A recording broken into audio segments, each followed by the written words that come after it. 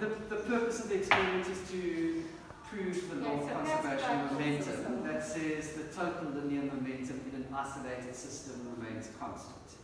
And the way that we're going to do that is by using two trolleys that are hopefully equal mass. And what we're going to do is we're going to cause them to move, and we want to find out where trolley A and trolley B, they've got to hit those two ends at the same time. So if you want to just, in fact, so just hold on a second. I'm going to make a little mark here so we know where we've done it from. Okay, and now just, so you need to knock quite hard. Yeah. Then you come down? No, you can just go for it. Okay, so that one gets a little bit before this one. So we're going to have to move it a little bit back. And then, okay, so try and make your knock on it, just try and make it not so severe.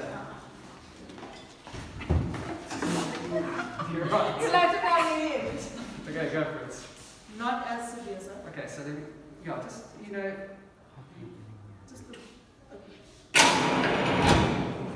that sounded like it was pretty. What's it? It was pretty close, but this one still hit first. So well, let's Yeah, just but do it more again of and check that. this. I think it's because those blocks aren't fixed, so they come down. Okay, that's fine. So we can, Mrs. Zack, you can just hold that there for us. And do it again. Maybe just watch if they're hitting this.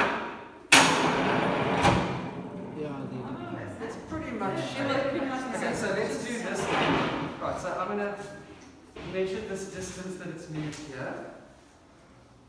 Who's going to write up the distances on the computer there? Come on. Okay, you can do that for us, come on.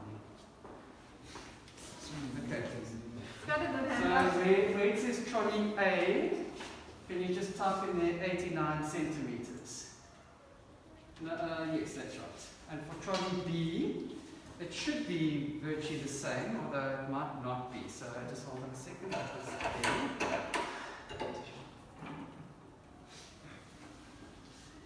89. This is 80 centimeters. Now I would imagine that it should be the same distance, but that would be if these things were exactly the same mass. So let's find out the mass, so make sure you zero it there.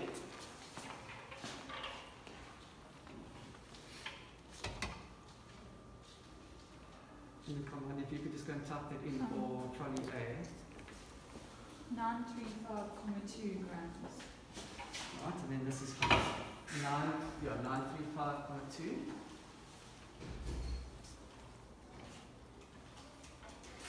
And then trolley B.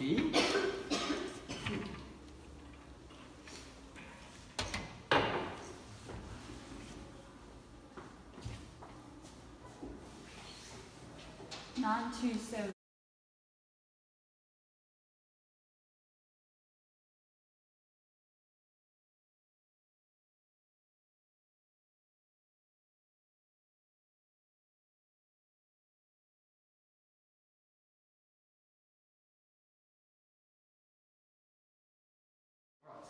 So what you're going to do is you're going to use those masses and distances to calculate the momentum. Now momentum is normally calculated using mass times velocity.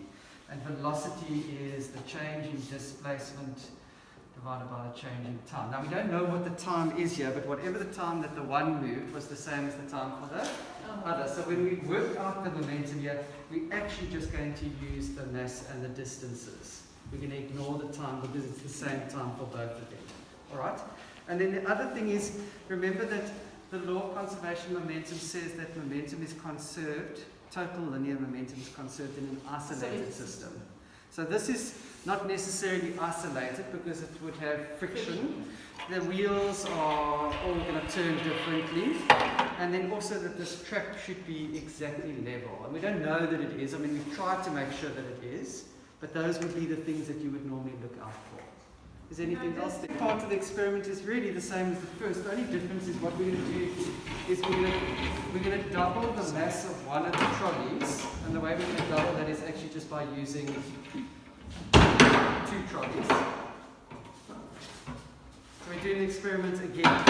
Same experiment. And what we want to do is we want to find out where the point is that they hit at the same time. So my head tells me that I'm going to have to get this one closer and this one further.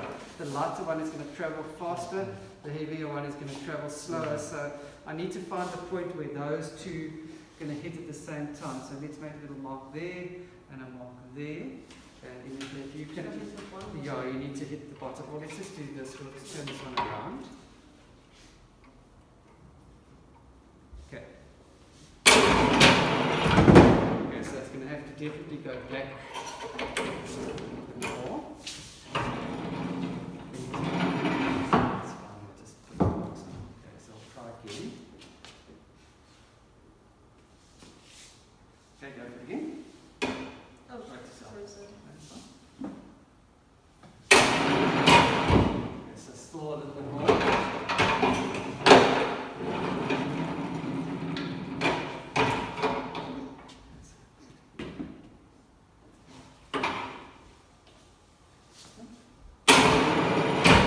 Same time.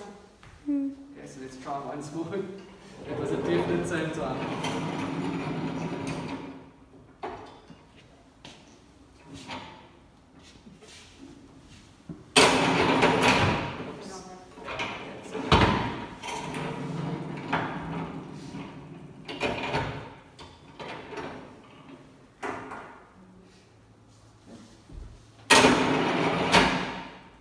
Yes. Sounds like it's pretty much okay. So can you measure the mass of those two together?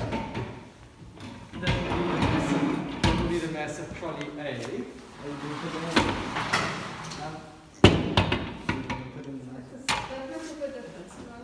Okay, well, just hold on a sec. This should be this mass.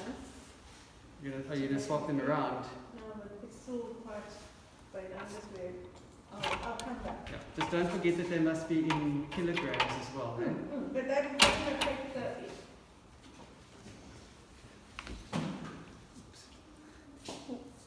186. I'll just type it in there. 1863,8. Is that right? Yes. 1863,8 grams.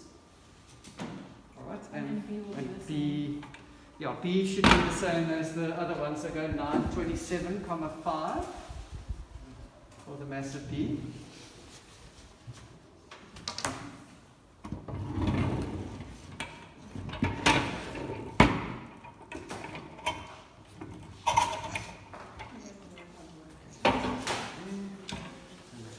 Okay, so this distance of A was 59 centimeters.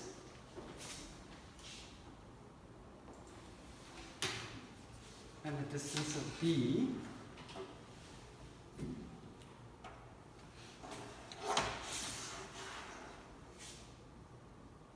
is 109 centimeters.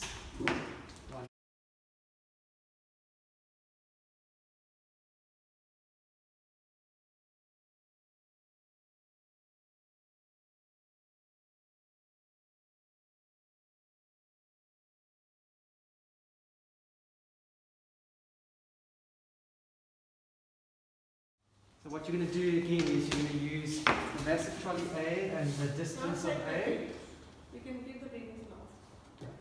and work out the momentum, and the same for that. And what should happen is that momentum is conserved, those two values should be there. So just remember that whenever you do an experiment, though, your results are never going to be perfect. That doesn't mean that your experiment is wrong, it just means that was this an isolated system then? No. You know, so I mean you That's why it's a struggle. yeah, so that's why when you do an experiment and it says at the end, you know, was momentum conserved or whatever, you can say, no it wasn't, but why wasn't? Because the system therefore is not isolated.